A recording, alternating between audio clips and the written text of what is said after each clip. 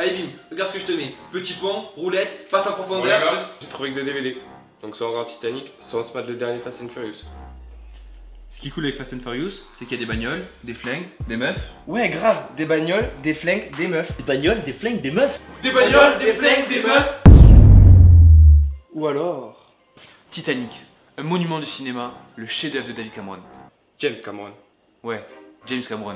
Un décor de légende, Kate Winslet, Leonardo DiCaprio, 10 Oscars. 11.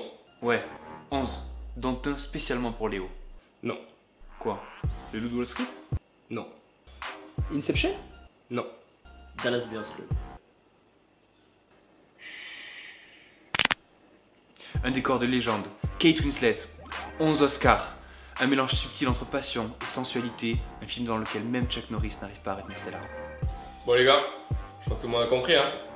Des bagnoles, des flingues, des meufs. Des bagnoles, des flingues, des meufs. Le plus important, quoi qu'il arrive, reste ce petit groupe d'humains autour de moi.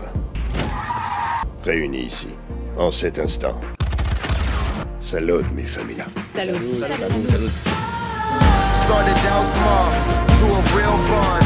Cause we're brothers first. Cause we're been through a lot, but it ain't over. We gon' keep it going. Tu seras toujours près de moi. Change the game without even knowing. Et tu seras toujours mon frère. How can we not talk about family when family's all that we got? Everything I would do, you were standing there by my side. And now you gon' be there for the last ride. How can we not talk about family when family's all that we got? Everything I would do, you were standing there by my side. And now you gon' be with me for the last ride. And now you gon' be there for the last ride. Let me tell you. Yeah, we came a long way.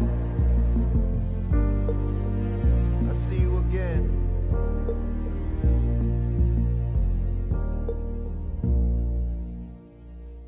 Salut à tous et bienvenue dans votre émission de vulgarisation d'effets spéciaux. L'épisode d'aujourd'hui va être consacré à Fast and Furious 7. Et donc là, vous savez déjà de quoi je vais vous parler. Le 30 novembre 2013, la nouvelle tourne en boucle sur les chaînes d'information, l'acteur Paul Walker vient de décéder dans un accident de la route. Tout Hollywood est sous le choc. Mais une fois la période de condoléances passée, un problème survient. Paul est en plein tournage pour le dernier Fast and Furious. Le plus précieux dans la vie, ça restera toujours les gens qui sont là, aujourd'hui. Y'a que ça qui compte. Les producteurs et le réalisateur se réunissent pour savoir s'il faut arrêter la production ou continuer le film sans Paul Walker. La décision est prise de terminer le tournage en gardant le personnage de Brian O'Connor à l'écran. Et c'est le studio Yeta Digital créé par Peter Jackson qui aura la lourde tâche de recréer Paul Walker numériquement. Et si ce nom ne vous dit rien, sachez que c'est eux qui ont réalisé les effets visuels de la trilogie de l'anneau et plus récemment du Hobbit. Mais ils ont aussi participé aux effets spéciaux de La Planète des Singes, Les Origines et de bien d'autres blockbusters. Comme je sais qu'il y a une bonne partie d'entre vous qui attendent ça, voici globalement toutes les scènes à laquelle Paul Walker est fait en effets spéciaux. Alors finalement, comment ils ont fait pour terminer le film sans Paul? Eh bien la première chose à savoir, c'est qu'ils ont utilisé deux techniques différentes. Premièrement, ils ont voulu garder au maximum la performance de Paul à l'écran, et ce qui se comprend totalement. Pour ça, ils ont repris des scènes des précédents Fast and Furious, mais aussi des séquences qui n'ont pas été utilisées dans les films. Pour les scènes qui correspondaient à l'histoire, ils prenaient l'extrait existant et ils rotoscopaient Paul Walker. C'est-à-dire que image par image, ils découpent la vidéo pour qu'il n'y ait plus que Paul à l'écran. Grâce à ce procédé, ils peuvent incruster Paul Walker dans un autre décor. Le problème, c'est que ça marche que si le plan est fixe. Quand les plans étaient en mouvement, ils ont utilisé la technique du match moving. Pour expliquer simplement le match moving, on fait un tracking sur l'extrait existant pour savoir comment bouger la caméra par rapport au décor le jour du tournage. Ensuite, on tourne la nouvelle scène avec une caméra à contrôle de mouvement. La caméra reproduit le même mouvement que la caméra de l'extrait initial. On obtient deux extraits avec le même mouvement de caméra et on peut donc les fusionner pour en faire qu'un. Cette technique a été utilisée pour 10% des scènes sans Paul. Ça veut dire que les 90% restants ont été faits par une autre technique. Et là, c'est notre paire de manches. La seconde technique, vous devez sûrement en avoir entendu parler. Le principe de base est simple. Ils ont demandé aux frères de Paul, Caleb et Cody Walker, de le remplacer sur le tournage. Ensuite, ils ont incrusté le visage de Paul sur leur corps en post-production. Sur le papier, c'est relativement simple, mais en réalité, ça l'est beaucoup moins. Remplacer le visage d'un acteur pendant une scène d'action, dans la pénombre ou sur un plan d'ensemble, c'est relativement simple, on peut cacher les imperfections. Même si c'est Fast and Furious, un film doit à un moment ou à un autre faire passer des émotions. Et c'est pour ça qu'on a créé les valeurs de plan. Et quand on veut faire passer les émotions de notre personnage, on fait un gros plan. Et c'est là que ça devient compliqué. De plus, quand on remplace le visage d'un acteur, On fait un scanner détaillé de son visage pour pouvoir le modéliser en 3D. Mais là malheureusement, on ne pouvait pas faire de scanner, et j'ai pas besoin de vous expliquer pourquoi. Du coup, ils ont créé un modèle 3D de son visage avec des images déjà existantes. Ils ont commencé par créer une base de données avec les apparitions de Paul Walker de ces dernières années, que ce soit dans des films ou dans des pubs.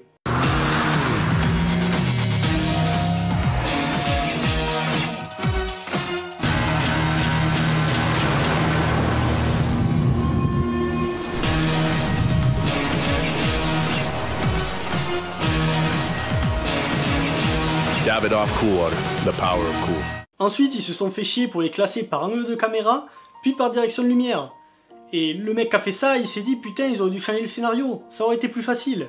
Après avoir fait tout ça, ils se sont attaqués à la création du modèle 3D. Grâce à la base de données, ils ont pu recréer le visage de Paul. Mais la texture de sa peau faisait trop fausse à l'écran. Ils ont donc scanné la peau de Caleb et Cody pour avoir la référence la plus proche possible de Paul. Pour pousser le détail de la peau encore plus loin, ils ont simulé la fatigue et le changement de couleur de la peau dû au sang après un effort physique. Le studio Yeta Digital avait fait un travail incroyable avec les yeux des primates dans la planète des singes. Leur expérience dans le domaine a été très utile pour recréer les yeux de Paul. C'est un point important car il fallait gérer en même temps la dilatation des pupilles, les reflets et les expressions à faire passer. Un autre point important est que le studio devait recréer Brian O'Connor et pas Paul Walker. Paul prête son corps au personnage de Brian. Les deux se ressemblent mais ils n'ont pas le même caractère ni les mêmes expressions du visage. C'est ce qui fait tout le talent d'un acteur. C'est pour ça qu'ils ont utilisé que des images des précédents Fast and Furious pour faire le visage de Paul.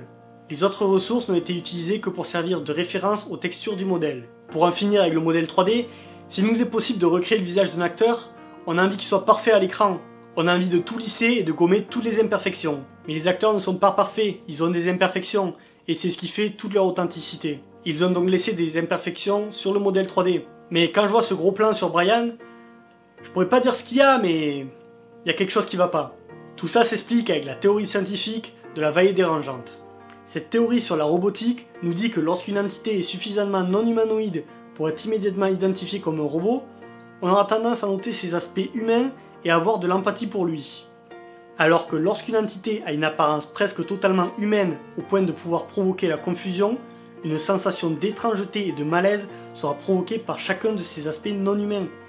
Et là, c'est Wikipédia qui parle. Mais cette théorie peut être aussi appliquée au cinéma avec les personnages de films. Elle est régulièrement utilisée par les productions pour créer les personnages en images de synthèse. Mais parfois on se dit que certains font mal leur boulot, et je vous laisse regarder ces images pour vous en convaincre.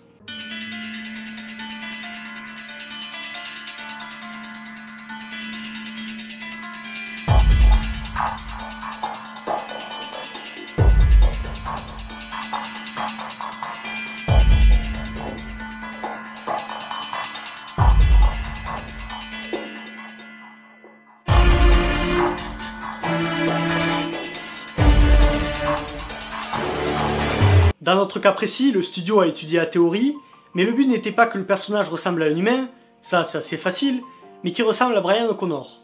Mais quand on voit cette image, on se dit qu'ils auraient pu travailler un peu plus le plan pour sortir de la vallée dérangeante. Fast and Furious n'est pas le premier film à voir un de ses acteurs rendre l'âme en plein tournage. Un des cas les plus célèbres est Oliver Reed dans Gladiator. Le pauvre est mort d'une crise cardiaque après une grosse cuite dans un bar. Le scénario a donc été réécrit et il fut décidé de tuer son personnage de Proximo. On peut aussi citer le cas de Brandon Lee, le fils de Bruce Lee, qui tournait une scène d'action pour le film The Crow. Dans cette scène, Brandon Lee se faisait tirer dessus, mais malheureusement, ce n'était pas un effet spécial, il s'est réellement fait tirer dessus. Mais on peut aussi citer Philip Seymour Hoffman, qui disparut suite à une overdose d'héroïne, une semaine avant la fin du tournage de Hunger Games. Et à chaque fois, c'est la même méthode qui est utilisée. On incruste le visage des acteurs numériquement sur une doublure. Tous ces acteurs ont été recréés en effets spéciaux pour terminer leur film. On est donc en droit de se poser la question sur l'immortalité des acteurs à l'écran. S'il devient techniquement possible de recréer un acteur décédé entièrement en image de synthèse, est-il possible de faire un film avec un acteur décédé bien avant le tournage? Est-il possible de créditer un acteur dans un film qui n'a pas joué, uniquement parce qu'on a pris son corps pour faire une marionnette et l'animer en 3D? Les effets spéciaux dans ce cas-là pourraient-ils remplacer les performances des acteurs? On a déjà quelques exemples dans d'autres domaines, notamment la musique avec la résurrection de Tupac et Michael Jackson le temps du chanson, mais tout ça pour le plus grand plaisir de leurs fans. Mais il y a aussi d'autres exemples comme dans la pub. Est-ce vraiment utile de recréer une Marilyn Monroe en pleine dans la vallée dérangeante uniquement pour vendre un parfum? Je ne pense pas. Ce qui est sûr, c'est que les effets spéciaux prennent de plus en plus une place importante dans l'industrie du cinéma. Il est donc intéressant de s'interroger sur leur évolution dans les prochaines années. Merci d'avoir regardé cette vidéo, j'espère que ça vous aura plu. Si j'ai dit une énorme connerie, mettez-le moi dans les commentaires avec votre source bien sûr. Si vous avez une scène de film que vous voulez que je décrypte, mettez-la moi dans les commentaires. Si elle est intéressante, je la ferai en vidéo. C'était le dernier épisode de Basic VFX pour cette saison. On se retrouvera à l'entrée en septembre pour un nouvel épisode et très sûrement une nouvelle émission et un court-métrage. Vous pouvez partager la vidéo et vous abonner à ma chaîne pour savoir quand est-ce que je sors un nouvel épisode. Salut!